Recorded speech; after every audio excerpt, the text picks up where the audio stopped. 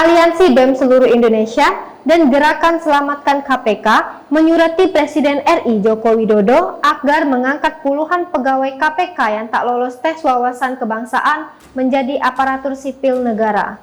Sikap tersebut disampaikan BEM se-Indonesia bersama Gasak menyusul surat yang dikirimkan kepada Jokowi.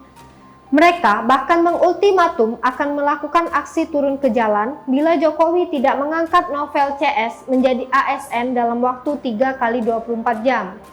Mereka juga mengecam sikap diam Jokowi atas pemecatan 56 pegawai karena tak lolos TWK dalam rangka alih status menjadi ASN. Padahal, pelaksanaan alih status tersebut telah terbukti maladministrasi dan melanggar hak asasi manusia sebagaimana temuan Ombudsman RI dan Komnas HAM. Selain itu, mereka juga mencantumkan putusan Mahkamah Konstitusi yang menyatakan proses alih status tidak boleh merugikan hak para pegawai KPK. Sebelumnya, Presiden Jokowi menjelaskan alasan ia tidak banyak berkomentar terkait nasib 56 pegawai Komisi Pemberantasan Korupsi yang akan diberhentikan setelah gagal tes wawasan kebangsaan untuk menjadi aparatur sipil negara.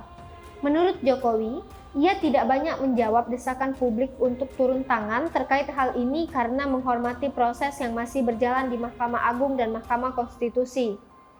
Jokowi menjelaskan, yang berwenang menjawab persoalan itu adalah pejabat pembina, dalam hal ini misalnya Kementerian Pendayagunaan Aparatur Negara dan Reformasi Birokrasi Kemenpan RB.